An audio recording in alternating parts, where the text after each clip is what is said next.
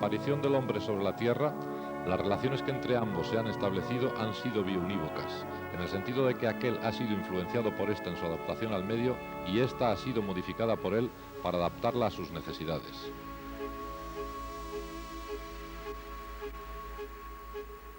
Necesidades de todo tipo que van desde la utilización de las fuentes de recursos, tanto de las consideradas como renovables, caso de la energía hidroeléctrica, cuya utilización modifica ecosistemas fluviales en lacustres,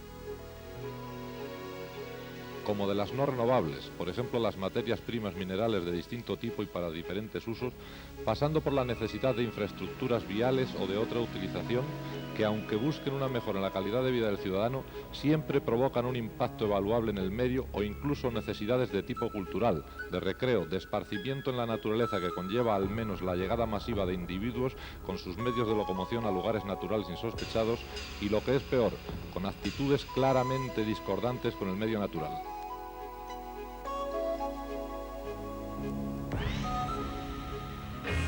Por todo ello, al convertir la Tierra en receptora de todas las actividades humanas, se ha ido y se van introduciendo a lo largo del tiempo nuevos parámetros que modifican los naturales, desequilibrando los distintos sistemas. De ahí a la aparición de graves problemas ambientales, solo hay un paso.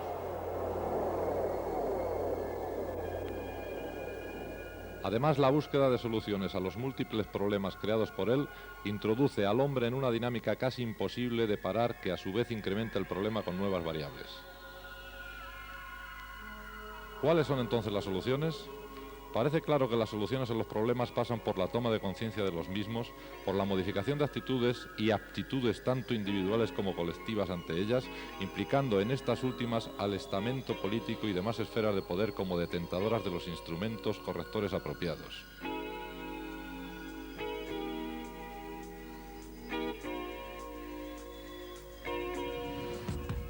Ahora bien, ¿dónde debe hacerse esa modificación de actitudes prescritas? ¿Deben utilizarse para ello modelos teóricos o prácticos? Es indudable que la labor pedagógico-ambiental debe comenzarse en los centros educativos, pero sobre todo aprovechando las posibilidades divulgativas que para todos los estamentos sociales tienen los medios de comunicación, independientemente del tipo que sean. Los modelos de utilización deben ser reales sin duda y lo más asequibles posibles al individuo. De poco sirve el estudio teórico de sistemas exóticos, donde la mayoría de las variables que intervienen en ellos son desconocidas, las transformaciones y cambios internos ignoradas y las soluciones por aplicar a los problemas inimaginables.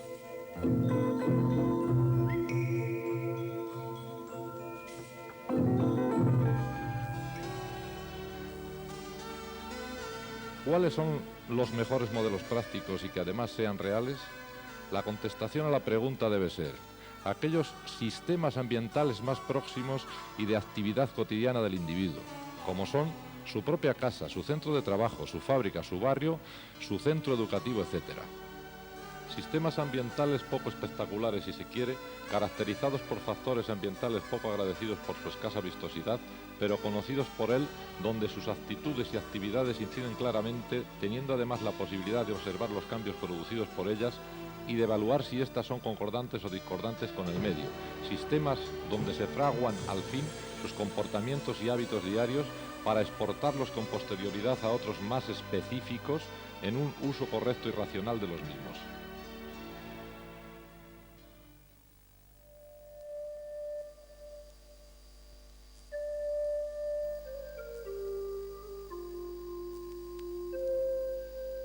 En todo sistema, ya sea natural, relativo o profundamente transformado e incluso urbano, hay que considerar en primer lugar el espacio físico donde los organismos que lo habitan desarrollan sus actividades específicas, donde influyen y son influidos por los distintos factores que lo caracterizan.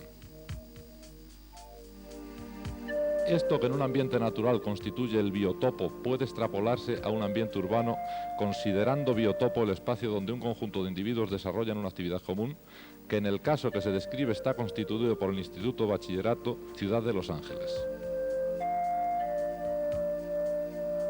Situado en la zona sur de Madrid, en el barrio del mismo nombre, perteneciente al distrito de Villaverde.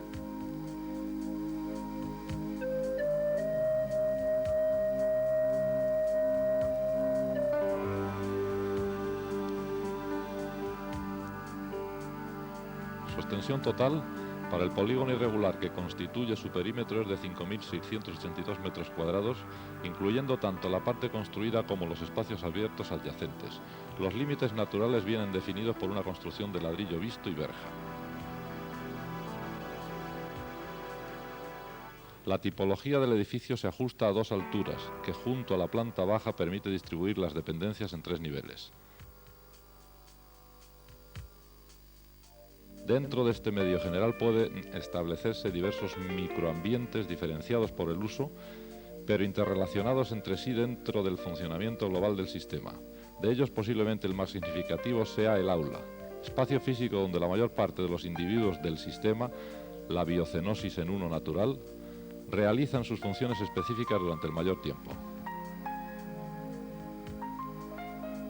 La morfología tipo es rectangular, con una superficie media de 56 metros cuadrados, donde se distinguen como elementos diferenciadores un armario empotrado, una pizarra sin tarimar y el conjunto mesa-silla.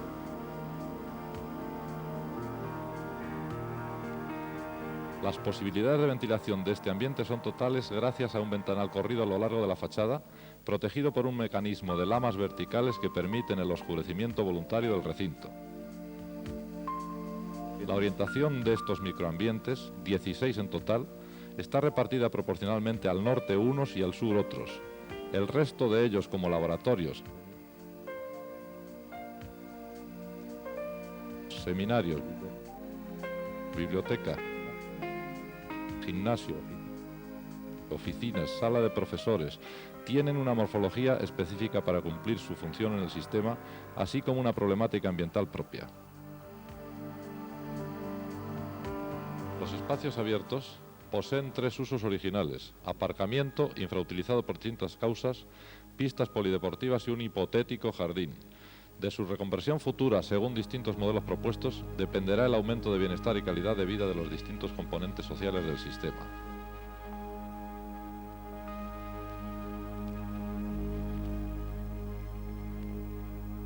Estos últimos pueden ser clasificados en alumnos, profesores y personal no docente en número de 1.100 aproximadamente. Las relaciones inter- e intraespecíficas que se establecen entre ellos están reguladas por un organigrama jerarquizado constituido por el Consejo Escolar, claustro de profesores, órganos unipersonales de dirección y asociaciones de padres y alumnos. El funcionamiento del sistema ambiental descrito requiere la existencia de unos recursos que penetren en él, se transformen dentro y sean remitidos fuera del mismo bajo formas distintas. La clasificación de los mismos, atendiendo a su esencia y aplicación, son económicos, informativos, domésticos, educativos. Estos, por sus características particulares, son difíciles de seguir en su circulación por los distintos niveles del ecosistema. Además, su transformación y emisión fuera de él es compleja. Y energéticos, los cuales, por su posibilidad de cuantificación, familiaridad de trabajo con ellos y mayor arraigo medioambiental, son de fácil observación. Los principales recursos energéticos son el agua, aportada por el canal de Isabel II mediante depósito número 8, utilizado esencialmente en limpieza, servicios, duchas, laboratorios, reemitida a la red de alcantarillado, acaba su reconversión en las depuradoras de Butarque y de la China situadas en las inmediaciones. La energía eléctrica es suministrada por Iberduero en tendido subterráneo, mientras que la calefacción por gasóleo de uso doméstico, tipo C, de alguna manera contribuye después de su transformación al incremento de la contaminación del entorno.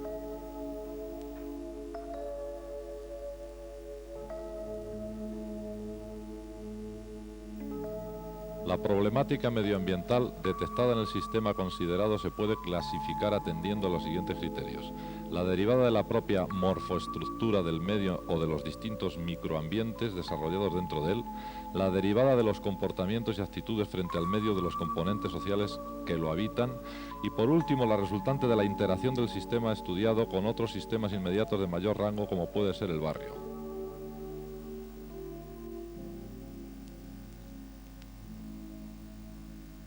De los problemas medioambientales asociados a la propia morfología del sistema, merecen destacarse varios con entidad propia.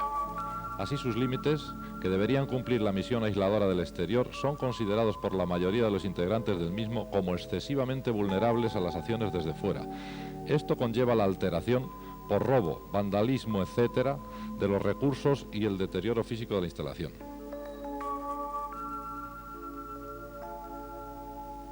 La propuesta de solución sería la creación en todo el perímetro de una pantalla verde constituida por arbustos de aligustre o de especies similares que en su máximo desarrollo impedirá la aproximación al límite de agentes externos.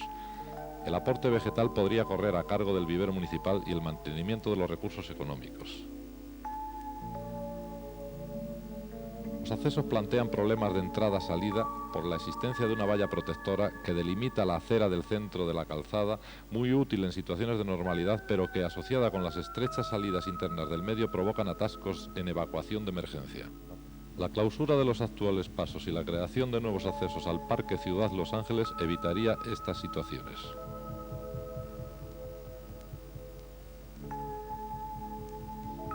La ordenación espacial del edificio, con su eje longitudinal en dirección este-oeste, plantea ventajas e inconvenientes al situarse los distintos microambientes del sistema, unos con orientación norte y otros al sur según los casos. Las ventajas pasan por el trabajo con luz natural en unos frente a la utilización del artificial en otros. Además, la diferencia de insolación facilita la labor más placentera en los de orientación sur que en aquellos situados al norte en invierno, invirtiéndose los términos al variar la estación.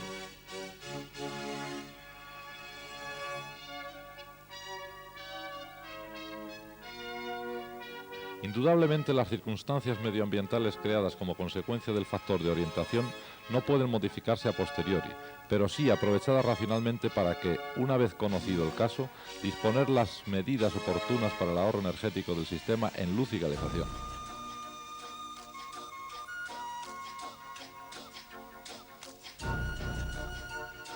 El aparcamiento constituye en la actualidad un espacio desaprovechado al no cumplir su misión específica.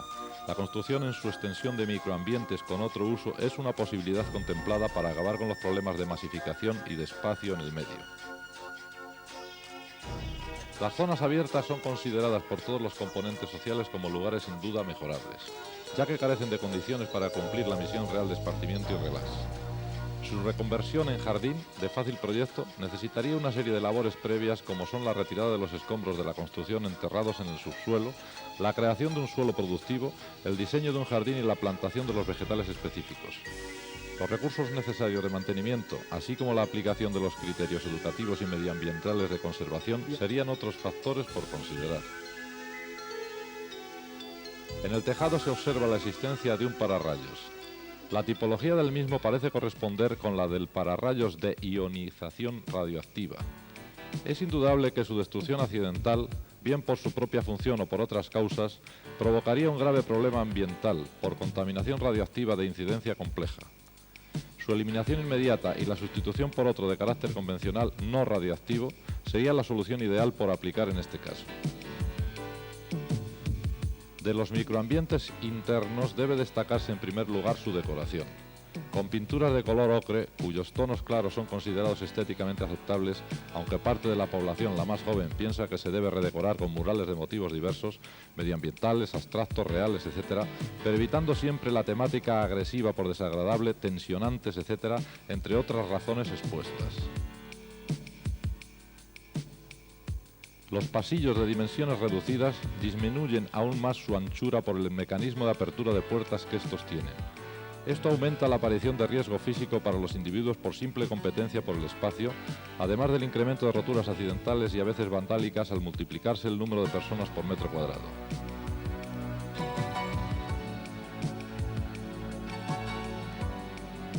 La modificación de actitudes, en el sentido de que los componentes sociales más jóvenes permanezcan en cada momento en su lugar específico de trabajo, junto a la modificación del sistema de apertura de puertas, tal vez correderas, solucionarían en gran parte el problema.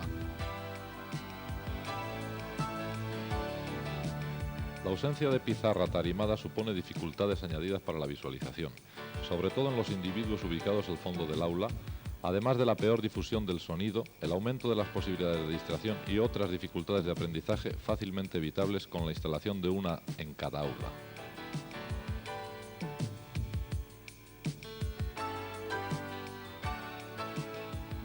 Los recursos denominados domésticos educativos, sobre todo los relacionados con el mobiliario de alumnos, son, en su opinión, escasamente ergonómicos, de modelo único donde no se han tenido en cuenta las medidas antropométricas de las personas a las que van destinadas. Esto puede llegar a plantear problemas físicos debido a las muchas horas en la misma posición, cansancio mental y por tanto dificultades de aprendizaje. Quizás un diseño más anatómico, basado en un estudio de necesidades y preferencias, solucionase sin duda esta situación.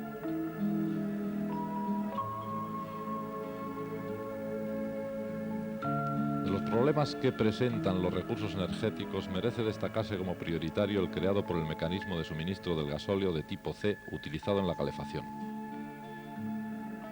Suministro se hace mediante trasvase desde un camión de Camsa al depósito del centro. Esto en sí no requiere cuidados extraordinarios. Sin embargo, la protección de la boca del depósito es nula, situada fuera de los límites del sistema sobre la acera de la calle Anoeta. Únicamente el teórico desconocimiento de que su tapa metálica es la entrada al tanque de combustible es su salvaguarda. Cualquiera con escasos medios puede acceder a él, o quien quiera introducir arena u otros compuestos capaces de inutilizar bombas y calderas, independiente de otras situaciones quizás más graves. La solución pasa por cambiar la ubicación de la boca de suministro al interior del sistema y la protección de la misma por mecanismos menos vulnerables a los agentes externos. En relación con los recursos hídricos, se puede apuntar que los problemas vienen ocasionados por los ataques vandálicos que sufren las instalaciones, atascos de inodoros y cisternas, cortes de cañerías, etc. En este caso, la labor educativa ambiental es la única solución por aplicar. La energía eléctrica, cuyo derroche ocasiona gastos adicionales a los recursos económicos, puede utilizarse de modo racional aplicando las mismas medidas pedagógico-educativas señaladas antes, además, como se ha hecho ya, de la instalación en todo el sistema de puntos de luz de bajo consumo. De la resolución de estos problemas asociados a los recursos en general dependerá en parte el aprovechamiento óptimo de los mismos en el fin fundamental del sistema, que es el educativo.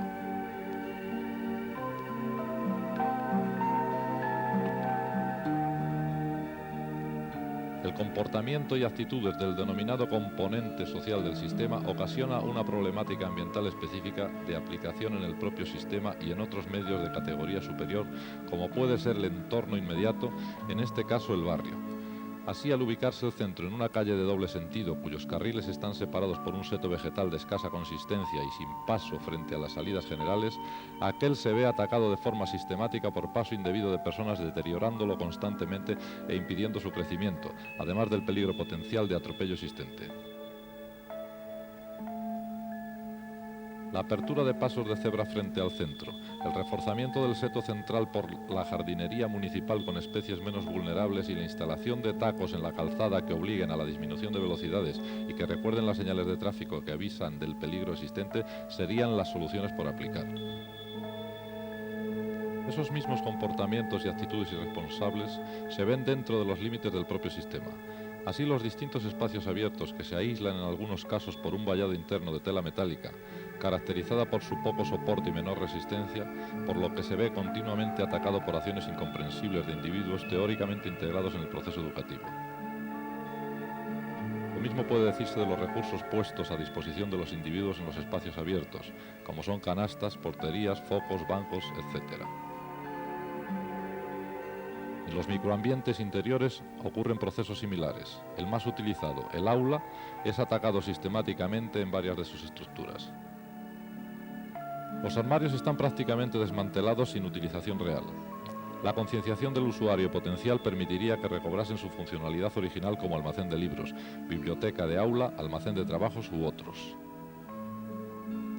Lo mismo ocurre con los percheros, sillas, mesas, puertas o el sistema elegido para la regulación de la luz natural.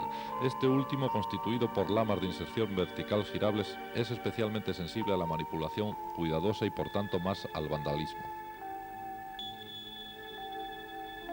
El gasto derivado del arreglo continuo de estos recursos modifica las posibilidades de utilizarlos económicos en otras áreas del sistema más productivas para el mismo. Otro problema con carácter propio que afecta tanto a los recursos materiales como a los económicos empleados en solucionarlo es el del grafiti generalizado. Curiosamente, del elemento joven del sistema, un porcentaje mayoritario, 72,5%, se manifiesta en contra del mismo. Un 22% es indiferente a él y únicamente el 2,5% se manifiesta a favor. El rechazo es debido en orden de importancia a que se piensa que dificulta el aprendizaje, son de mal gusto, deteriora el vestuario, etc. La labor educativa para modificar comportamientos y actitudes hacia otros más concordantes con el medio es fundamental en todos los casos, sobre todo teniendo en cuenta que estadísticamente los problemas son producidos por la minoría absoluta y por otro lado son actitudes que ellos mismos no extrapolan a otros sistemas ambientales inmediatos al individuo como son sus propias casas.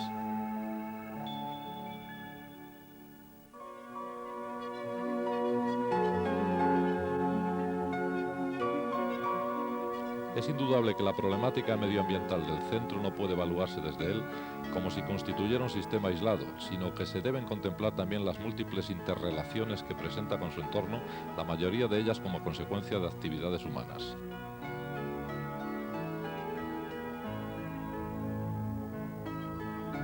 Las actividades realizadas por el hombre en el barrio llegan en ocasiones a producir modificaciones sustanciales en su medio ambiente. Tales modificaciones pueden realizarse tanto dentro del sistema, denominándose procesos antrópicos endógenos, como fuera de él, hablándose entonces de procesos antrópicos exógenos.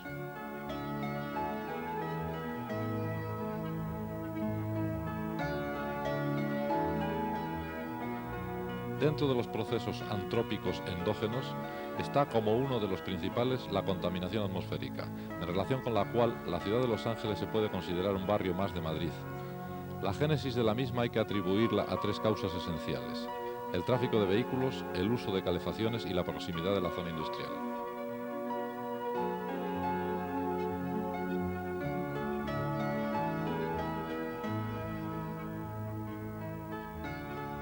El tráfico de vehículos a motor es muy intenso, no solo por su proximidad a las carreteras de Andalucía y Villaverde, sino por su propio tráfico interno. Esto se pone de manifiesto con los continuos atascos en las horas puntas en la salida de la ciudad de Los Ángeles a la carretera de Andalucía y por el tráfico interno dificultado en las proximidades del instituto por la estrechez de las calles y por el aparcamiento de vehículos pesados.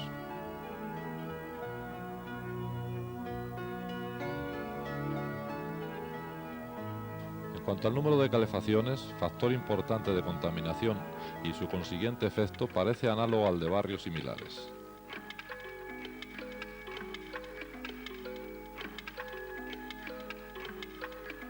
Llama la atención el hecho de que no parezca influir significativamente en su aumento la proximidad de la zona industrial de Villaverde.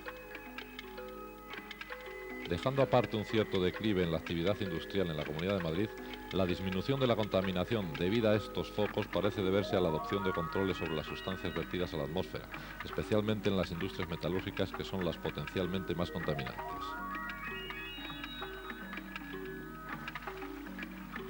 Las posibles soluciones al problema pasan por la reducción de la emisión en las calefacciones domésticas y el tráfico rodado.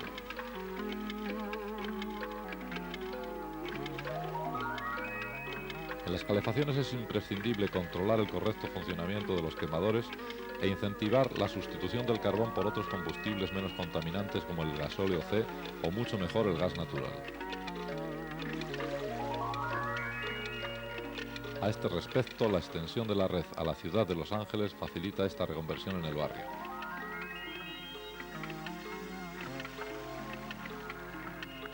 En cuanto a los vehículos a motor, el problema se agrava continuamente por el rápido crecimiento del parque automovilístico. El primer tipo de actuación es la mejora de la red viaria para conseguir una mayor fluidez y el funcionamiento de los motores en régimen normal. La ciudad de Los Ángeles se ha visto beneficiada con la construcción de la M40, que ha producido una significativa reducción en la intensidad del tráfico por la carretera de Andalucía y una disminución de las retenciones en la salida de ella. Debe reducirse también la emisión de contaminantes en los actuales vehículos con la incorporación de filtros catalíticos y la utilización de gasolina sin plomo. Finalmente, hay que contemplar a medio plazo la sustitución de los motores actualmente empleados por otros, como los eléctricos, menos contaminantes. Pero la contaminación atmosférica no es la única existente. En 1972, el ruido fue clasificado por expertos de las Naciones Unidas como contaminación acústica. La exposición a altos niveles de ruido produce en términos generales pérdida de capacidad auditiva, trastornos cardiovasculares asociados a un aumento de la presión arterial, efectos neurológicos como alteraciones del sueño, irritabilidad y estrés. Hay además otro tipo de efectos ambientales negativos especialmente interesantes por su incidencia en la actividad del centro educativo. Así el ruido dificulta el aprendizaje de la lengua, tanto oral como escrita, produce falta de concentración, fatiga y disminución en el rendimiento tanto mayor cuanto más compleja sea la tarea a realizar. La principal fuente de ruido es el tráfico en general y especialmente el rodado. Hay que citar además las industrias, las obras y construcciones, los locales públicos, las viviendas y las alarmas y sirenas. Las 3/4 partes de los madrileños sufren diariamente niveles de ruido superiores a los indicados por la OCDE, lo que da una clara idea de la magnitud del problema.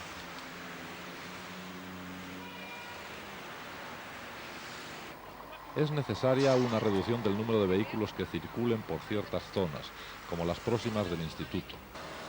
A veces bastaría con la modificación de la ruta de los autobuses y la realización de estudios acústicos en los futuros proyectos de construcción de nuevos centros educativos.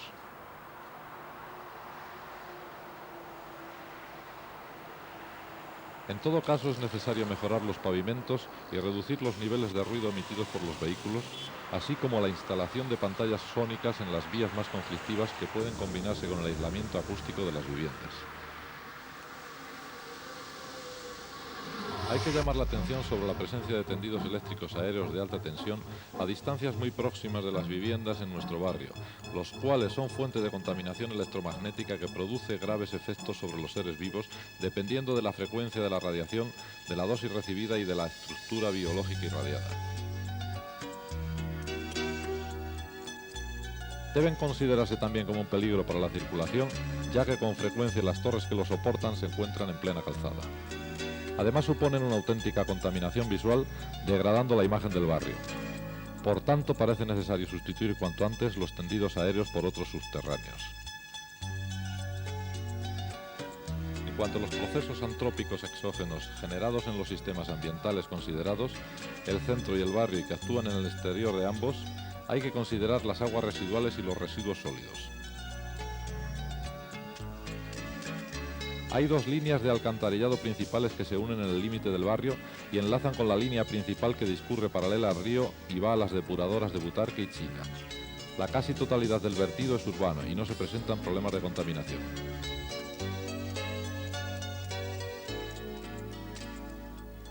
Respecto a los residuos sólidos urbanos o basuras, no se dispone de datos sobre producción en el barrio, aunque se conoce el número de contenedores que supera los 250. La basura recogida se traslada al vertedero de Valdemín Gómez. La recogida se realiza durante las mañanas, por lo que permanecen un tiempo excesivo en la vía pública, a veces con los contenedores tan cargados que no se pueden cerrar. En las épocas de calor, el problema se agrava con la aparición de malos olores.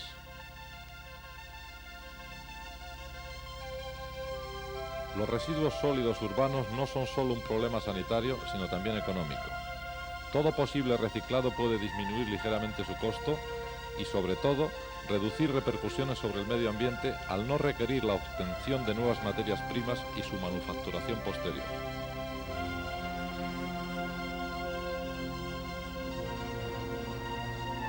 Desde este punto de vista, es muy positivo el establecimiento en el barrio, desde hace unos años, de la recogida selectiva de vidrio. Se dispone aproximadamente de una veintena de contenedores repartidos estratégicamente por toda la ciudad de Los Ángeles.